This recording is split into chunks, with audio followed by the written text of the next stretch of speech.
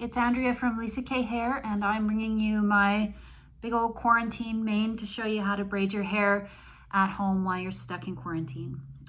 My hair right now is on day 5. I last washed it on Monday. So I kind of like my hair a little bit dirty when I'm gonna put it into braids. I did run this afternoon, so I freshened it up with this, I hope you can see that, this Bumble and Bumble post-workout dry shampoo mist.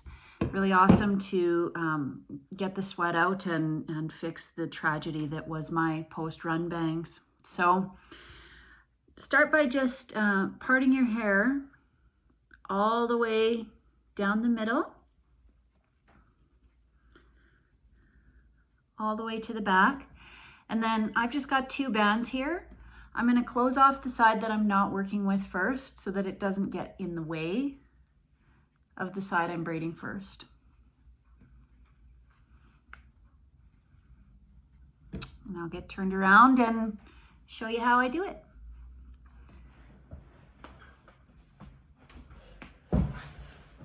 So I hope you can see me. I start by taking a nice chunk from the top portion and just splitting that into 3 equal pieces, like you're going to make a 3-strand braid. So on the first side, I'll do a traditional French braid. That's where you would just cross over each time. So starting on the first 2 stitches, I'm just going to cross over, add nothing, cross over, add nothing.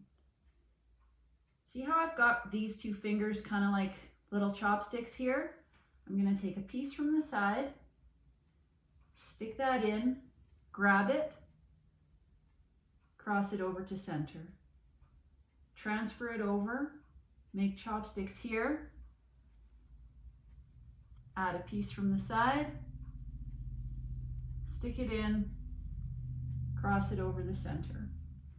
Then I'm just going to continue all the way down the back of my head, doing the same thing, transferring, grabbing, making these little chopsticks, adding to the center, and crossing over the top. French braid's kind of a little bit more of a traditional braid. Might not be your style, but I wanted to show you both.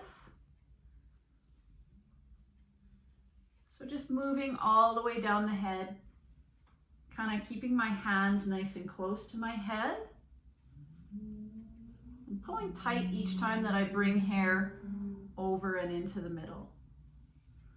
So here I am. I'm right at the base of my hair.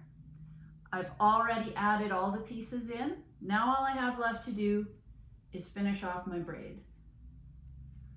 I've got pretty long hair, so it hurts my arms to stick them all the way out like this and finish them off. So what I like to do is flip my braid to the front. Now, weirdly enough, when you flip it to the front, in order to keep going in the same direction for a French braid, see how I'm going underneath? That's just because for finishing off from the back, you can see that's going over the top. I hope it's not too confusing, but honestly, if you swap around and you start going over the top, you'll see that it's all messed up and you'll want to start over. I go down as low as I want. And I take my little extra hairband that I always have on my wrist and I close it off. How far down you go is really going to be up to you.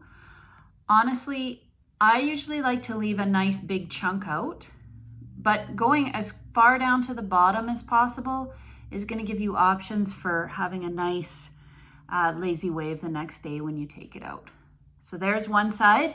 You can see traditional French braid. That just means that the body of the braid is inside, it's underneath. So let me take you to the other side. Hair's got knots. Don't want to brush it. And I'll do a Dutch braid on the other side.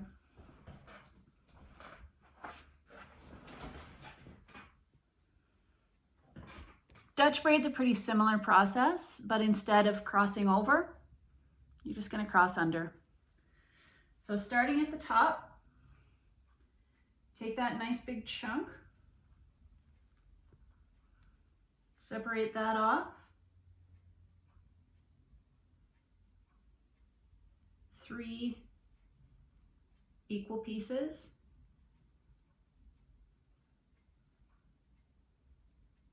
And then just like on the other side, those first 2 stitches, you're not adding anything. So just go underneath into the center, reach, grab it, underneath into the center. Here's the one that I'm going to add the first piece to. So I'm grabbing from underneath, take a little bit with my thumb, add to it, pull that to the center. Grab from underneath, see my nice little pincher fingers there? Add to it from the side, pull it tight. Grabbing, pinching, crossing under, grabbing, pinching, crossing under. I'm just moving all the way down the back of my head, doing that exact same thing until I've added all the hair in. It's kind of up to you if you want to take big pieces or small pieces, just as long as you're doing the same thing for both sides. You're gonna have a weird looking braid if you take big pieces from one side and small pieces from the other. So here I am finished. I'm at the bottom. I don't want to strain my arms because I've got a lot of hair. So turn around. Bring it to the front. I'm finishing off. Now see how I was crossing under when I was turned around. So when I flip it over my shoulder, I'm crossing over. Magic. You probably noticed when I was doing that Dutch braid that the braid pops to the outside. So that's really the biggest difference between the two. It's the same process, but one is pushing the braid to the inside, one is pushing the braid to the outside. Dutch braid's probably way more popular. You can do a lot more things with it. Something that I like to do with my Dutch braid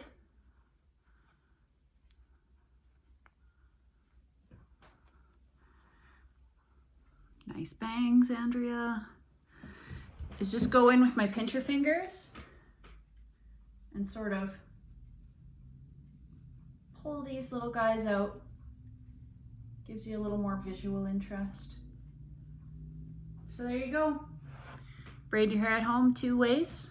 French braid, Dutch braid, sleep in it, work out in it, take it out the next day and look like a mermaid, or just look like Pippi Longstockings and let your bangs do their thing. Happy quarantining.